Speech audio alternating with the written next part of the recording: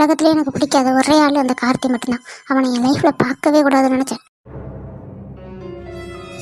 அர்ஜென்ட்டுக்கு phone பண்ணால் இவ வரைக்கும் ஃபோன் எடுக்க மாட்டான். விட்டுடி ஃபோனு. ஹலோ சத்யா, இவ்வளோ நாடி என்கிட்ட பேசிக்கிட்டு தான் இருந்தா வீட்டுக்கு போனோடனே ஃபோன் பண்ணுற. ஆமாம், நீ வீட்டுக்கு போயிட்டியா? சீப்பா, வீட்டுக்கு வந்தோடனே ஒரே டென்ஷன் ஆகிட்டு. நான் யாரை என் லைஃப்பில் பார்க்கக்கூடாதுன்னு நினச்சேனோ அவனையும் எங்கள் வீட்டில் வந்து உட்காந்துருக்கான். அதுவும் இல்லாமல் இனிமேல் எங்கள் வீட்டில் வேலை பார்க்க போகிறானோ. என்ன சத்தியா சொல்கிறா? ஒன்றும் புரியலையே. யார் அந்த கார்த்தியை சொல்கிறியா? அவனே தான், அவனை தான் சொல்கிறேன்.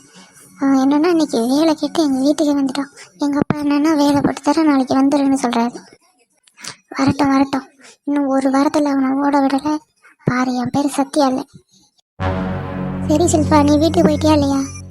சரி சில்பா, வீட்டுக்கு போயிட்டு ஃபோன் பண்ணு. ஆனால் என் சத்யா இன்னுமே மாறலை, அப்படியே இருக்கா. அதே கோவம், அதே திமிரு. ஆனால் சத்யா, நான் வேலைக்கு சேர்ந்ததே உனக்காக தான். நீ தான் என்னை தப்பாக புரிஞ்சுக்கிட்டு இருக்க. நான் எந்த தப்புமே பண்ணலை. இதை உனக்கு புரிய வைக்காம விட மாட்டேன். அடியலை, உங்கள்கிட்ட பேசி நேரம் போனதே தெரிலடி. நான் வீட்டுக்கு போகணும். மெதுவாக வீட்டுக்கு போகிறேன். தெரியுது. பிள்ளைக்கு வேலை கிடைச்சதா இல்லையான்னு பார்த்துட்டு ஃபோன் பண்ணுங்க. சரிடி நெடுவாளி. சரிடி, எல்லாருக்கும் போயிட்டு வரேன். நாளைக்கு பார்ப்போம். சரிடி, போயிட்டு வாங்க. வேலை கிடைச்சதா இல்லையான்னு சொல்லுங்க. என்ன லட்சுமி அக்கா, வந்ததுலேருந்து பார்க்குற ஒரு மாதிரியாக உட்காந்துருக்கா. ஏன், என்னாச்சு? அதுவா நெடுவாளி, என் மாமியா ஊர்லேருந்து வரானு. ஐயே லட்சுமி அக்கா, இதுவும் உங்கள் வீட்டில் ஒரே கூத்தாக தான் இருக்கும். சரி வாங்க, நம்மளும் போவோம். நாளைக்கு பார்ப்போம். எங்கள் வீட்டுக்காரர் வந்திருப்பார். அவர் காப்பி வேற போட்டு கொடுக்கணும். ஆமாம், வீட்டில் நிறையா வேலை கிடக்கு. வேலையை போய் பார்க்கணும். சரி வாங்க போவோம். நாளைக்கு வர முடியுதான்னு தெரியலை.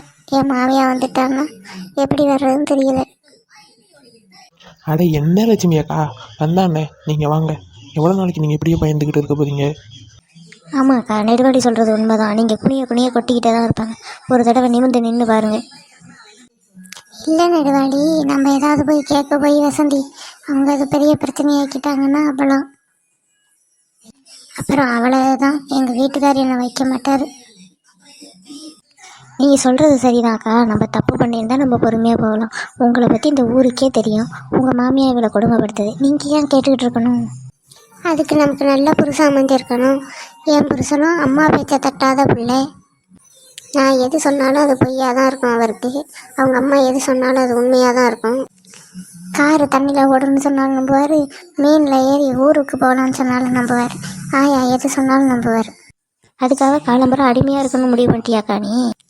வீடு வயசான காலத்தில் இன்னும் எவ்வளோ காலம் இருக்க போகுது? கொஞ்சம் பொறுத்து போகிறதுல ஒன்றும் தப்பு இல்லையே. அதுக்கு மேலே உன் பாடுக்கா. நான் போகிறேன், எங்கள் வீட்டுக்காரர் தேடுவார்.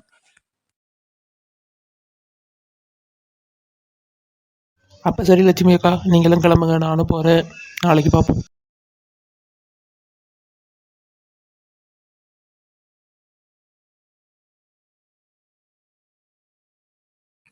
ஐயா கார்த்தி. சொல்லுமா. கார்த்தி, வேலை விஷயமா போனியே, என்ன கார்த்தி ஆச்சு? ஏம்மா, வேலை கிடச்சிடுச்சுமா. நாளையிலேருந்து வேலைக்கு வரணும். என்னடா சொல்கிறா? வேலைக்கு போறியா? சரிப்பா, பாப்பா நம்ம கோயிலுக்கு போயிட்டு வருவோம். சரிம்மா, போகலாமே. நாளைக்கு சாயந்தரம் போமா? நாளைக்கு சாயந்தரம்னா வேலைக்கு போயிட்டு நீ வர்ற மாதிரி இருக்கும்ப்பா. வேலைக்கு போகிறதுக்கு முன்னாடியே போயிட்டு வந்துடலாமே கோயிலுக்கு. இல்லைம்மா, அந்த மாமாட்ட சொல்லிட்டு வந்துட்டேம்மா, காலையிலேயே வர்றேன்னு. நம்ம ஈவினிங் போல் கோயிலுக்கு போகலாம். நான் போய் ஆகணுமா நாளைக்கு? சரிப்பா, உன் விருப்பப்படி பண்ணு. ஆனால் எனக்கு கோயிலுக்கு போயிட்டு அப்புறம் நீ வேலைக்கு போகணுன்னு தான் ஆசை. நீ தான் இப்படி சொல்கிறியே. நம்ம சாயந்தரமே போவோம் கோயிலுக்கு. ஃபீல் பண்ணாதம்மா. ஃபஸ்ட் டைம் வேலைக்கு போகும்போது ஒழுங்காக போகலன்னா அப்புறம் எப்படிம்மா நம்மளை நம்புவாங்க? மறுபடியும் வேலைக்கு போகணும்லம்மாங்க. ஆமாப்பா, நீ சொல்கிறதும் கரெக்டு தான். சரிப்பா, நம்ம சாயந்தரமே போகலாம். அம்மானா அம்மா தான். சரிப்பா, நீ நேரத்தோட தூங்க, காலையில் வேலைக்கு போகணும்ல. சரிம்மா.